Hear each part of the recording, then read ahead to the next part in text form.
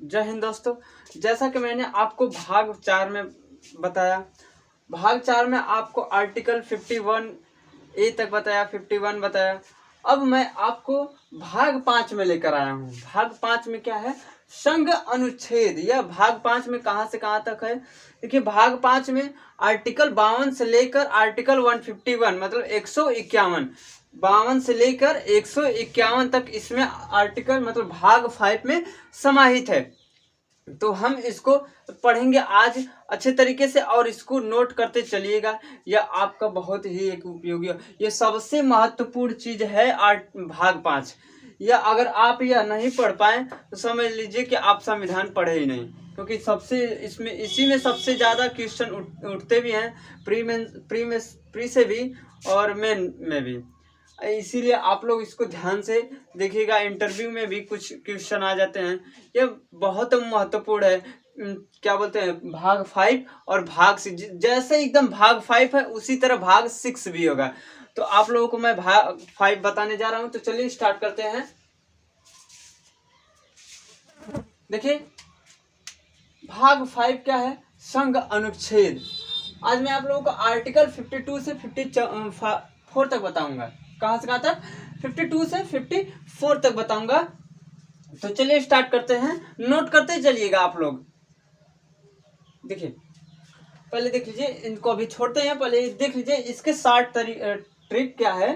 ये राष्ट्रपति जो है इनके बारे में मतलब पूरा ये 10 अनुच्छेदों में समाहित हैं। राष्ट्रपति के कार्य, उनके पद, उनके समय कितने निर्धारित है कि कितने समय तक और रहेंगे, शपथ, मतलब इनके हर एक गुणों का इसमें अवलोकन किया गया है आर्टिकल 52 से लेके आर्टिकल 61 तक। तो चलिए देखिए, ट्रिक के तौर पे समझते हैं।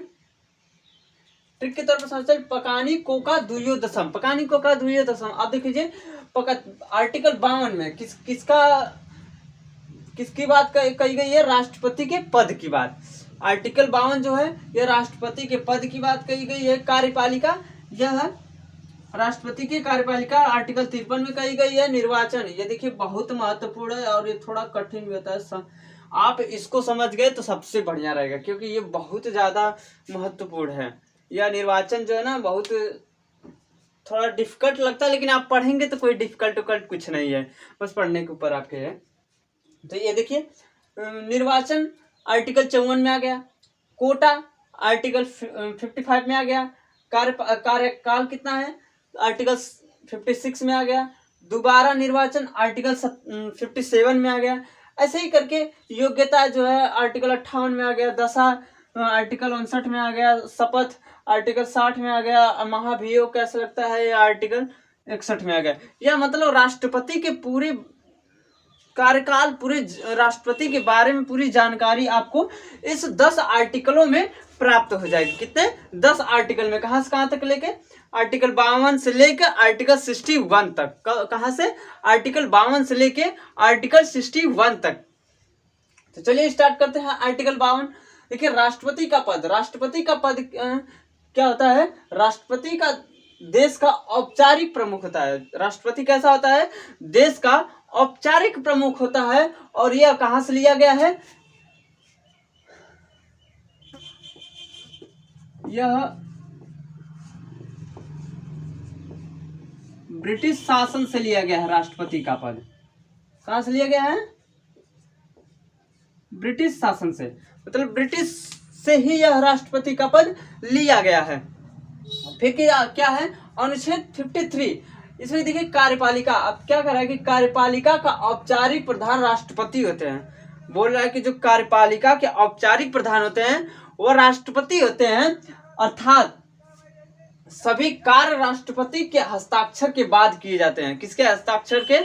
राष्ट्रपति के हस्ताक्षर के। राष्ट्रपति जब तक हस्ताक्षर नहीं करेंगे तब तक कोई भी कार्य नहीं होगा। जैसे कोई बिल पारित, जीएसटी बिल पारित हुआ, ये धारा 370 लागू हुआ था, उसको हटाने के लिए अब क्या चाहे तो नरेंद्र मोदी हटा नहीं सकते थे।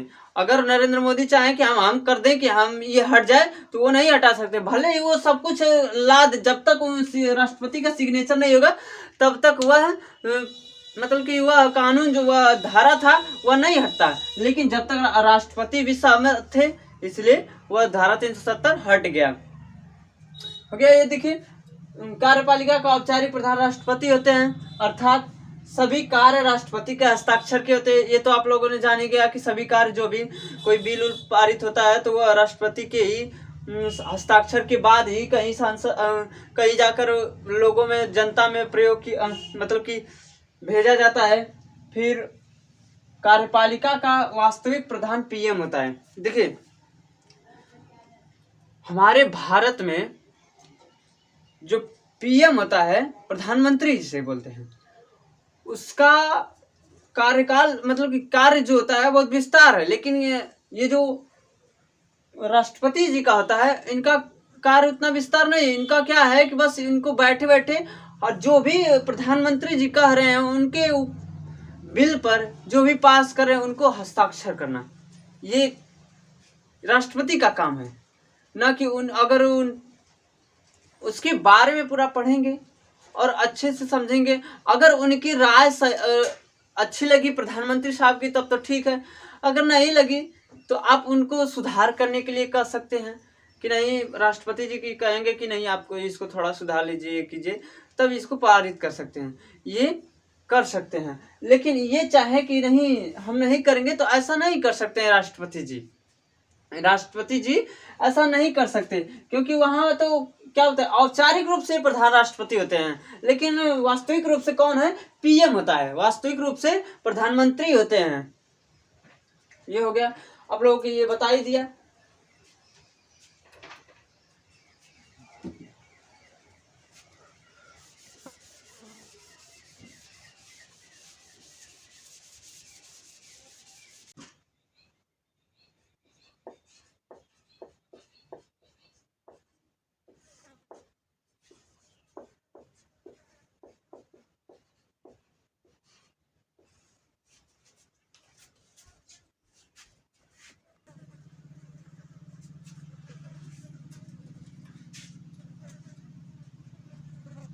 देखिए, आर्टिकल 54 में निर्वाचन के,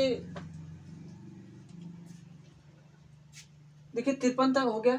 अब 54 देखते हैं। 54 में क्या है कि निर्वाचन, राष्ट्रपति का निर्वाचन में देख लेते हैं क्या कर रहे हैं कि राष्ट्रपति का निर्वाचन एकल संक्रमणीय होता है। कैसा होता है, राष्ट्रपति का जो निर्वाचन होता है वह एकल संक्रमणीय होता है। किसके जैसा होता है, एकल संक्रमणीय। अब बताएंगे कि एकल संक्रमणीय क्या है। और एकल संक्रमणीय के अनुपातिक पद्धति द्वारा अप्रत्यक्ष रूप से गुप्त मतदान होता है। कैसा होता है यह, क्या बोलते हैं, राष्ट्रपति का निर्वाचन एकल संक्रमणीय तथा अनुपातिक पद्धति के द्वारा अप्रत्यक्ष रूप से गुप्त मतदान होता है। कैसा होता है, गुप्त मतदान होता है। अब देखिए, अनुपातिक पद्धति क्या होती है, चुनाव में खड़े सभी उम्मीदवारों को वरीयता क्रम में वोट देना होता है। चुनाव में जो कैंडिडेट खड़े होंगे, जो कैंडिडेट खड़े होते हैं उनको क्या है, वरीयता क्रम में वोट देना ही क्या बोलते हैं, अनुपातिक पद्धति कहलाता है। देखिए, चुनाव में खड़े सभी उम्मीदवारों को वरीयता क्रम में वोट देना होता है, जिसे हम क्या कहते हैं, अनुपातिक पद्धति। फिर क्या है, एकल संक्रमणीय। एकल संक्रमणीय में क्या होता है, देख लीजिए, एकल संक्रमणीय में इसके द्वारा सबसे कम मत पाए वाले उम्मीदवार को, कम मत पाए उम्मीदवार के वोट को लेकर अधिक वोट पाए उम्मीदवार को वोट में जोड़ दिया जाता है। जैसे कि दो कैंडिडेट खड़े हैं, जैसे राम है और श्याम, दो कैंडिडेट खड़े हैं। अब ये लोग दोनों राष्ट्रपति के चुनाव लड़ रहे हैं। अब क्या होता है कि अगर जैसे कि राम का वोट कम है और श्याम का वोट थोड़ा अधिक इससे पाया है, 1 या 2, तो क्या होता है कि राम के वोट को श्याम को दे दिया जाता है, राम के वोट को श्याम को दे दिया जाता है, जिससे यह पूर्ण बहुमत से यह राष्ट्रपति बन जाए, जिसे यह एकल संक्रमणीय मतलब कि वहां पे पालन किया जाता है। एकल संक्रमणीय वहां पे पालन किया जाता है। राम ने अपना वोट श्याम को दे दिया और श्याम राष्ट्रपति बन गया। ये ऐसा होता है एकल संक्रमणीय। देखिए, इसके द्वारा सबसे कम मत उम्मीदवार के वोट को लेकर अधिक वोट पाए उम्मीदवार के वोट में जोड़ दिया जाता है। बताया ना कि जैसे राम और श्याम दो कैंडिडेट थे, श्याम का वोट अधिक आया, राम का कम आया, तो राम का वोट क्या किया गया, श्याम में जोड़ दिया गया, जिससे वह पूर्ण कैंडिडेट बन गया, राष्ट्रपति वह बन गया। अगर यही होता कि अगर श्याम कम वोट पाता, राम अधिक पाता, तो क्या किया जाता कि श्याम का वोट राम में जोड़ दिया जाता। लेकिन यहाँ पे क्या है, श्याम ने वोट अधिक पाया तो राम का वोट श्याम में जोड़ दिया गया। मतलब जब जिधर देखिए जिधर पल्ला भारी रहेगा उसी में आपको जोड़ दिया जाता है, जिससे वह राष्ट्रपति बन सके। हो गया एकल संक्रमणीय द्वारा। देखिए प्रथम चरण की गणना, देखिए मतगणना क्या होती है। प्रथम चरण की मतगणना में इसमें उम्मीदवार की पहली वरीयता सूची गिनी जाती है। इसमें उम्मीदवार की पहली वरीयता सूची गिनी जाती है कि क्या इसकी वरीयता है कि यह उस लायक है या नहीं। फिर दूसरी चरण में द्वितीय वरीयता, दूसरी चरण में द्वितीय वरीयता गिनी जाती है। या प्रथम चरण में मत के बराबर होने के बाद होता है। या देख लीजिए, अगर अधिकतर पहली सूची में ही लोग राष्ट्रपति बन जाते हैं, बस आज तक से लेकर अभी एक ही लोग का हुआ है, वो बीबी गिरी जी का। वो दूसरी चरण में, वो मतलब कि दूसरी चरण में द्वितीय वरीयता सूची गिनी गई, उसके में वह बीबी गिरी जी दूसरे चरण में वह राष्ट्रपति बने हैं। आज तक जब से भारत आजाद हुआ है तब से लेके आज तक यह एक ही लोग हैं जिनका राष्ट्रपति का चुनाव दूसरी चरण में गिनी हुई है, जो वह है बीबी गिरी जी। और प्रथम अक्सर को लोग प्रथम वरीयता सूची में ही राष्ट्रपति बन जाते हैं। फिर हो गया ये अप्रत्यक्ष मतदान क्या होता है। देख लीजिए, राष्ट्रपति के निर्वाचन में जनता भाग नहीं लेती। देख लीजिए, राष्ट्रपति का जो चुनाव होता है उसमें जनता भाग नहीं लेती है। कौन लेता है उसमें?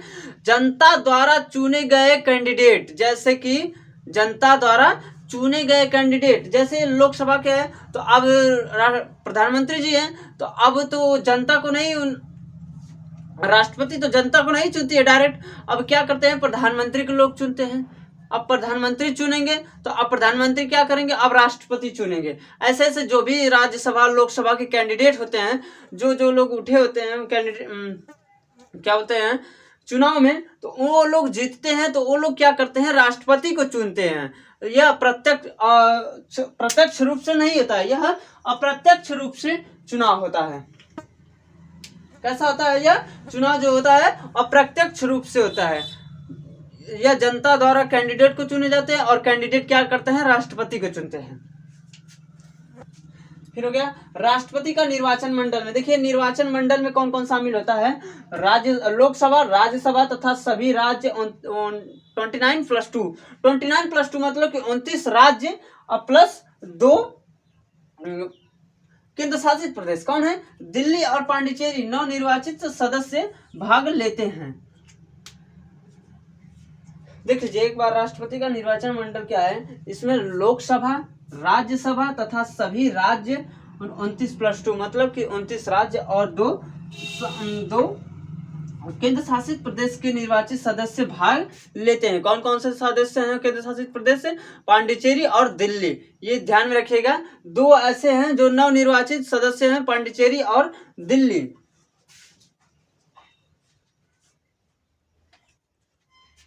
ये दोनों लोग भाग लेते हैं।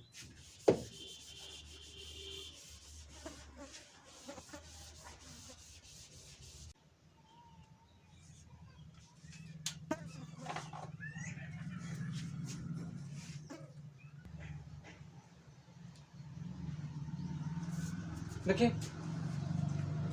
आपको बताया कि क्या बोलते हैं कि निर्वाचन मंडल में राज्यसभा और लोकसभा और तथा 29 राज्य और दिल्ली और 2 केंद्र शासित प्रदेश दिल्ली और पांडिचेरी भी भाग लेते हैं। लेकिन अब क्या है कि इसमें देखिए, संसद में लोकसभा, राज्यसभा ये दोनों तो भाग लेते ही हैं। कौन कौन से? लोकसभा, राज्यसभा तो भाग लेते ही हैं।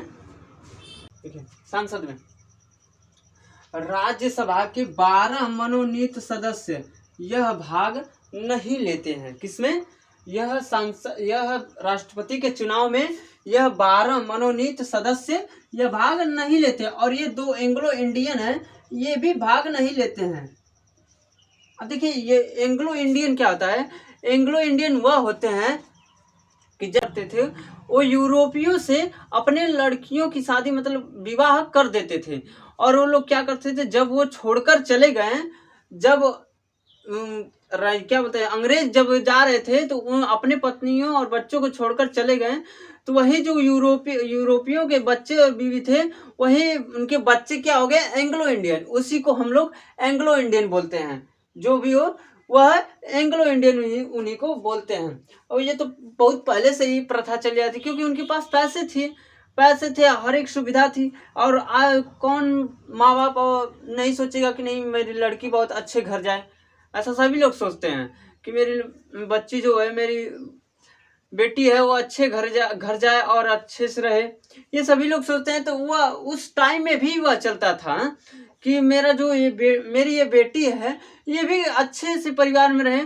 तो वो लोग क्या करते थे, उन अंग्रेजों से शादी कर देते थे, और जब अंग्रेज चले गए तो क्या किए, वो अपने बीवी और बच्चों को छोड़ दिए, वही जो उनके बच्चे हैं उन्हीं को एंग्लो इंडियन कहते हैं। यह प्रथा आज भी चलती है भारत में, देखते हैं। मतलब वो नहीं चलती है कि लोग छोड़कर चले जाए, ये वाली चलती है कि मेरी बेटी अगर किसी अच्छे घर में, बहुत पैसे वाले घर में जाएगी तो सुख से जी पाएगी। ये लोग आज भी ये सब लोग करते हैं, लेकिन कौन उन्हें बोलेगी, क्या पता वो खुश रहे या ना रहे, ये कोई नहीं जानता। तो देखिए संसद में 12 मनोनीत, राज्यसभा में 12 मनोनीत सदस्य भाग नहीं लेते हैं, और 2 एंग्लो मतलब कि एंग्लो इंडियन भी भाग नहीं लेते हैं। विधानमंडल में देख लीजिए, विधानमंडल में क्या है कि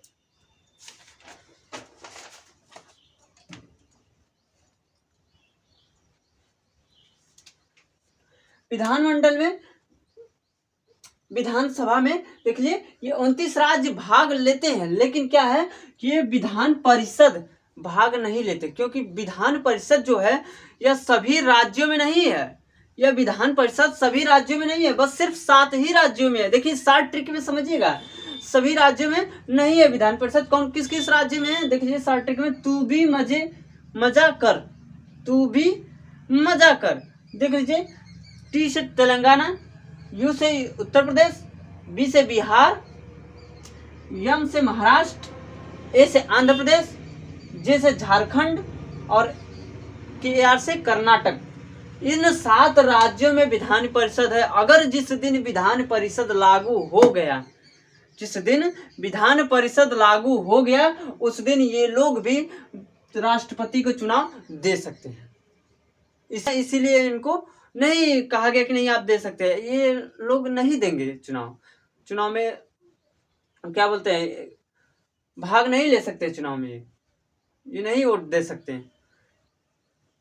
ये हो गया, 12 मनोनीत सदस्य भाग नहीं लेंगे, फिर 2 एंग्लो इंडियन नहीं लेंगे, और लोकसभा में ये लोग ले सकते हैं भाग, लोकसभा राज्यसभा में जो है, लेकिन 12 क्या बोलते हैं मनोनीत सदस्य नहीं लेंगे, और विधानमंडल में विधान परिषद वाले नहीं लेंगे। विधानसभा वाले ले सकते हैं, लेकिन विधान परिषद वाले नहीं लेंगे।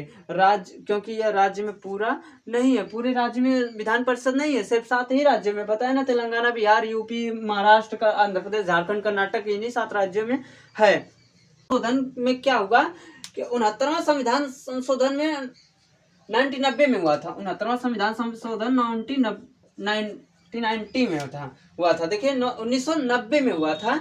1990 में क्या हुआ था, दिल्ली तथा पांडिचेरी को विधानसभा का गठन किया गया था। जो 69वां संविधान संशोधन हुआ था, इसी बीच हुआ था, राष्ट्रपति के चुनाव के ही लगभग हुआ था, और वह तब से ही इसको शामिल किया गया है, जो है इसको ना दिल्ली और पांडिचेरी को, यह 1990 में, मतलब कि 69वां संविधान संशोधन के बाद 1990 में इसे जोड़ा गया इसमें, कि अभी भाग मतलब चुनाव में शामिल हो सकते हैं, या अभी वोट दे सकते हैं। कौन, पांडिचेरी और दिल्ली, ये भी विधानसभा में शामिल किए गए।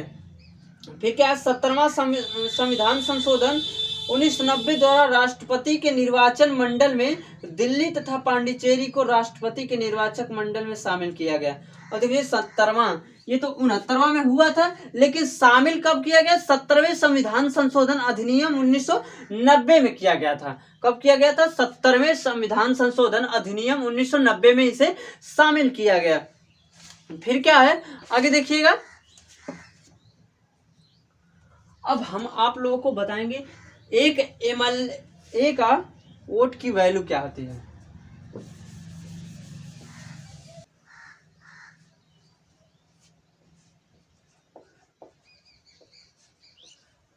फॉर्मूला देखिए, एक MLA का वोट का वैल्यू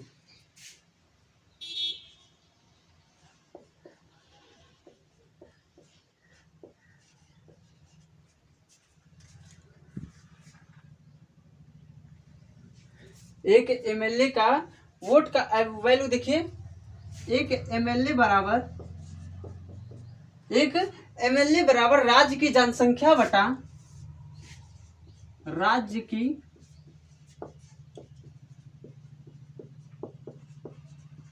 जनसंख्या बटा क्या है?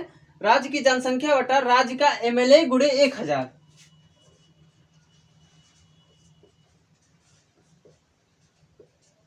MLA गुणे 1000, यह हो गया एक MLA की वोट की वैल्यू। आप उसके आधार पर निर्धारित कर सकते हैं कि एक MLA की वैल्यू जो भी उस क्या होते हैं राज्य के जो भी वोट हो उसके आधार पर आप निकाल सकते हैं। ये हो गया आपका। अब फिर क्या है, एक MP के वोट का वैल्यू देख लीजिए, उसका सूत्र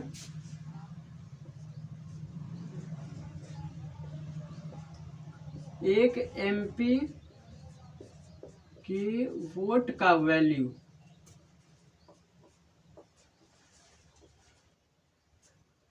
एक MP के वोट का वैल्यू क्या है? कुल MLA का वोट बटा कुल MLA का वोट बटा हो जाएगा आपका कुल सांसद की संख्या,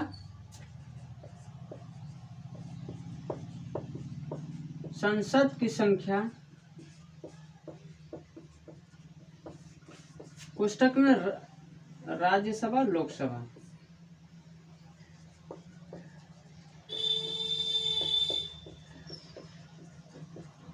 मैंने थोड़ी गलती कर दी, लोकसभा पहले आता है लेकिन लिख दिया, रुक जाइए।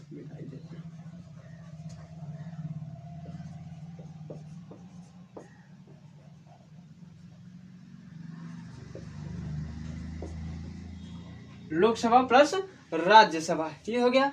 नोट कर लीजिए, भारत में 29 राज्य के वोट को मिलाने पर MLA का वोट का वैल्यू निकल जाता है।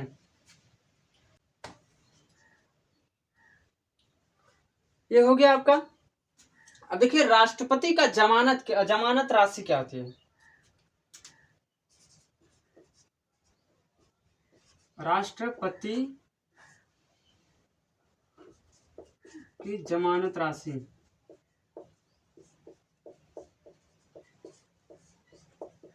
कैंडिडेट होता है, अगर वह राष्ट्रपति का चुनाव लड़ने जाता है तो क्या करता है, उसको सर्वप्रथम चुनाव लड़ने से पहले क्या करना पड़ता है, जमानत की राशि किसके पास?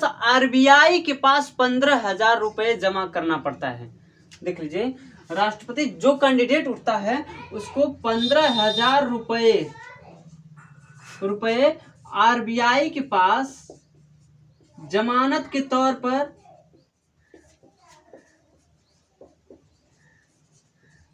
जमा किया जाता है। अगर वह जीत गया तब तो ठीक है, और नहीं जीता तो पैसा डूब गया। सीधी सीधी बात, जीत गया तब तो ठीक है, और नहीं जीता तो पैसा डूब गया। अब वो पैसा वो मांग नहीं सकता है, और वैसे भी जीत जाता तो भी नहीं मिलेगा उसका, क्योंकि जीत जाएगा तो उसको और खुशी मिलेगी कि चलो 15,000 रुपये ने गए। अगर वह हार जाएगा तो उसका 15,000 रुपया चला जाएगा। तो इसलिए RBI क्या करती है, वह जमानत के तौर पर उसकी मतलब अपने पास रखवाती है। यह संविधान का प्रावधान है। ये अन्य चुनावों में भी होता है, यह अन्य चुनावों में भी होता है कि जमानत राशि रखवाई जाती है। अब देख लीजिए, हो गया ये RBI के पास रखने की प्रक्रिया है यह। जमानत राशि। अब क्या कर रहा है कि यदि राष्ट्रपति को 1/6 भाग से कम वोट मिलेगा तो राष्ट्रपति की जमानत राशि जब्त हो जाएगी। अब बोला है कि जो राष्ट्रपति होंगे उनको अगर 1/6 से कम वोट मिले, 1/6 से कम वोट मिले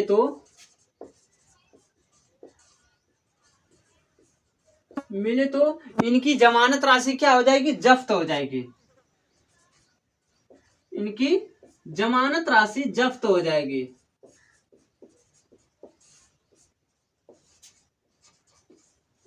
जब्त कर ली जाएगी। आरबीआई क्या कर लेगा, उसको जब्त कर लेगा, जिसे फिर जब्त कर ली जाएगी। यह अपमान की स्थिति की तरह हो जाएगी। ये जो है अपमानजनक हो जाएगी। अगर सोच लीजिए कि अगर आप हार जाते हैं, 15,000 रुपये आपका डूब जाता है, आरबीआई क्या करती है, जब्त कर लेती है। कब जब्त करेगी, 1/6 भाग से कम वोट मिले होंगे तब। कब करेगी, 1/6 से 1/6 भाग से कम वोट मिले होंगे तो वह क्या करेगी, आरबीआई जमानत जब्त कर लेगी आपकी राशि। अब सोचिए अपमानजनक तो यह 15,000 रुपये आपका जब्त कर लेगी। यह आपका अपमानित स्थिति है। तो दोस्तों यह आर्टिकल 54 समाप्त होता है। कल आपको आर्टिकल 55 पढ़ाऊंगा।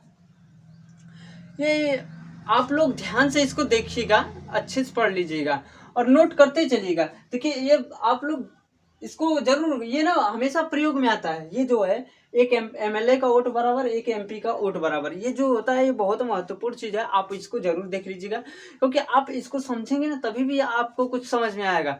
देखिए जब तक आप किसी चीज पे एकदम फोकस नहीं करेंगे तब तक आपको कुछ समझ में नहीं आने वाला है।